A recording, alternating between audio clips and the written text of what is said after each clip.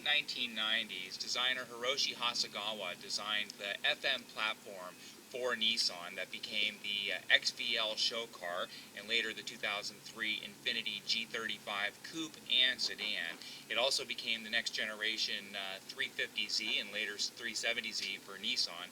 This FM platform, which means front midship, really transformed and energized the Japanese sports car business in the years between 2000 and 2010. This is considered by many to be the single most successful sports car platform that there is of the decade. And taking a look at this particular one, this is my own personal car, and my wife and I have owned everything from a 93 300ZX to a 350Z to a G35, G37 convertible, and a 370Z. So we have a pretty good familiarity with what this particular product line is all about. This particular car is dramatically modified. It's a completely custom internals of the VQ35DE rev-up engine, which is a stock 298 horsepower engine. This one has obviously redone internals, but it also has twin turbochargers, methanol injection, methanol and water injection actually, to increase the density of fuel that goes through the custom fuel injectors. It's a completely reimagined car with a TN magnetic ride control coil-over suspension, AP racing brakes, and the works. Let's pop the hood and take a look underneath.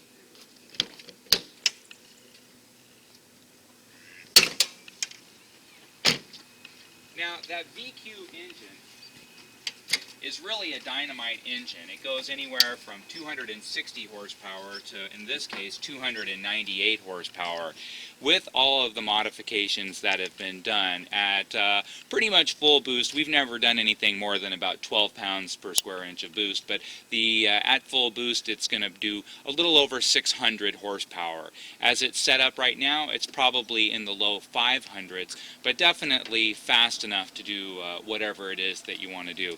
This is a car that's going to go 0 to 60 in upper 3 seconds and have a top speed of about 175 miles an hour, and it will do so in a way that's really pretty civilized. I mean, this has been a great daily driver for us, and it does have things like a carbon ceramic clutch, which make it really easy to drive, and it breathes beautifully, and crazy as it sounds, it actually gets about 17 to 18 miles per gallon as far as daily driving goes.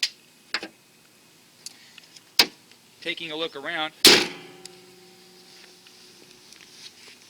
and so when Hiroshi Hasegawa came up with this car, it was showcased in 2000 as the Infiniti XVL show car, and the later became the G35 platform. And so the G35 comes in both a coupe and a sedan. They both have a 112.2-inch wheelbase. In fact, the coupe, sedan, and the FX35 crossover are all the exact same car underneath. As crazy as that sounds, when you see an FX35 pulled up alongside a G35 two-door, you think they can't have anything in common. They're so differently proportioned. Nope, they're exactly the same. Between the screws in the front and the screws in the back, 112.2 inches, the FM platform takes the front engine and moves it midship, so the predominant weight of the engine is behind the front axle, and so it gives it about a 52-48 weight distribution, and as soon as you sit in the car, it's ideal 50-50 weight distribution. And so the coupe, the panels on the coupe are kind of rakish and cut sharply, where on the sedan they're very flat, and on the FX they're quite bulbous, and so the panels really change the personality of the car, but the platform underneath is exactly the same.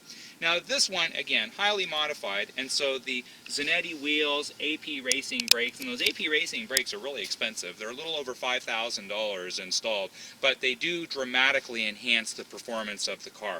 Factory Infiniti G35 brakes in 2003 and 2004 with a manual transmission, which this one is, were actually Brembo by design, and the state of California heard a lawsuit presented against Infiniti saying that the Brembo brakes failed much too soon, and that case was successfully won by the litigants, and so the Infiniti discontinued using Brembo brakes after 2004. So Ordinary Infiniti racing brakes are actually excellent brakes, but the previous owner of this car, and I bought this car with 800 miles on it, had converted it to AP racing, and that was well thought out. The car now has about 26,000 miles, and the brakes are still at about 70% of their lifespan, which would be unheard of for Brembos. Taking a look around, up underneath here, you have you can see some of it, maybe not here from the camera view, but the some of that TN coilover suspension, and then it does have magnetic ride control as well. This is actually a really civilized car to drive, a really easy car to drive as far as a daily driver. And although I had never really taken it on the freeway much, I had owned it for 5 years and then sold it to another gentleman. In the 5 years that I owned it, where I put it between 800 and 24,000 miles, believe it or not, I'd only been on the freeway about 3 or 4 times in 5 years. While we're on this side of the car, I just want to showcase one item, and that's right up in here where it says water injection and the fuel injection, and that's for the methanol injection right there. Now this is a fully loaded, fully accessorized G35 as well, so it's a 6-speed sport package. All 6 speeds are sport packages, but all sport packages are not 6 speeds. And then this one has active 4-wheel steering, it has the aerodynamic package with underbody diffusers, it has navigation, it has every single option that you could possibly get back in 2005. Also in 2005, it's a little bit of a redo for the model. The gauges are all different in 2005 than they were before, but still that great feature where when you tilt the steering column, all of the gauges go up and down with it. It's the only car I know of that has that feature. And then telescopic steering as well. But the gauges, the backlighting is different. It's a little bit more elegant and sophisticated. 2003, 2004 had these kind of plasticky decals in the center console and on the doors, where they're actually aluminum in 2005. Also, the quality of the interior is significantly improved, except for one thing, and that is the seat bolsters on the driver's side, which fail pretty much 100% of the time. Taking a look in the trunk,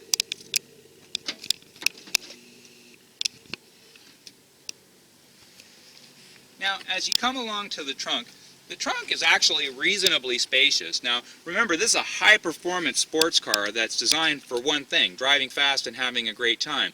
But it's actually a fairly purposeful trunk, and it's designed to hold 2 sets of golf clubs, and it's obviously a snug fit. So up here on the upper left of the interior of the deck lid, it tells you how to put 2 sets of golf clubs in, and you have to take the driver and whatnot out and put them at angles, but it certainly can be done, and we've taken this out to the golf course a number of times.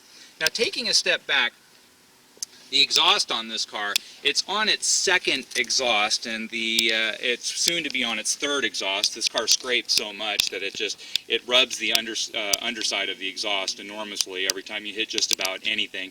It is a wide open exhaust, and so the exhaust doesn't have anything like, there's no O2 sensors, there's no catalytic converters, there's no anything like that to slow it down, so it breathes completely freely, and it sounds very dramatic. It's definitely a car that turns heads everywhere it goes. And then the license plate, Bolgia Nove, is Italian from the book The Inferno. If you know anything about Dante's Inferno, Bolgia Nove is at the very, very bottom of hell for people who'd like to change the world, considered the worst crime by the Catholic Church that a human being could ever commit. And then coming around, you take a look at these beautiful, beautiful lines. It's certainly one of the most stylish cars that you're ever going to see, especially in this price range. Now, when I bought this car initially, it had 800 miles, and I paid about $40,000 for this car, upper 30s, and the previous owner had bought it for MSRP, which is about $40,000. And then installed $45,000 of extras into this car and simply walked away from that investment. We discovered later on that there was a reason why that the previous owner walked away from that investment. This car was used for unsavory purposes, to say the least. And we discovered that there was a government-issued tracking device inside the dashboard that was actually killing my battery. I went through about 5 batteries in the first 2,000 miles, and we couldn't figure out exactly why. Well, we took the dashboard out, and we did find out exactly why. This car had been tracked and monitored and had a device that was attached to the ignition and was draining from the ignition in a way that we couldn't figure out until we pulled it apart. And then we realized that the car was owned by somebody who was considered maybe just a bit slippery by the United States government. Let's jump inside and take a look.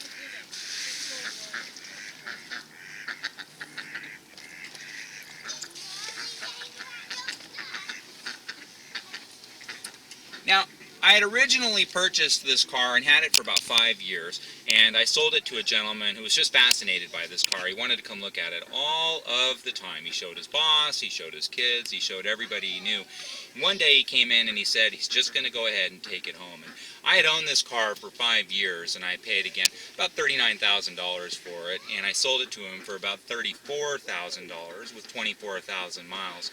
And so sadly, the gentleman passed away and never had a chance to enjoy it. 5 years later, I've gone through about 10 cars, and I've made my wife crazy with my fascination with going through every car in the world, trying to replace the one car that I truly loved, and that was this car.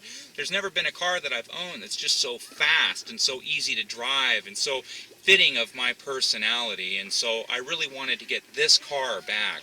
So I wrote a letter to the family that owned this car, and they had mentioned, they called me back and said, yeah, I mean, not only were they thinking about selling it, they were thinking about selling it, believe it or not, the very next day. They had already made arrangements with another Infiniti dealer to sell the car, and although they were a bit lowballed by that dealer, they told them that the previous owner was the manager at the Infiniti store in Kirkland, Washington, and that dealer said, oh, we're quite familiar with that car, we'll pay a little bit extra.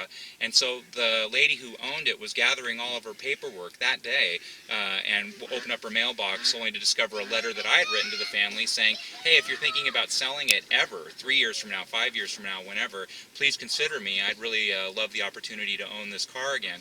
I find out that the dealer is only paying about $18,000 for the car, and that the family still owed about $14,000, and boy, they were going through some hard times and they could really use some extra money.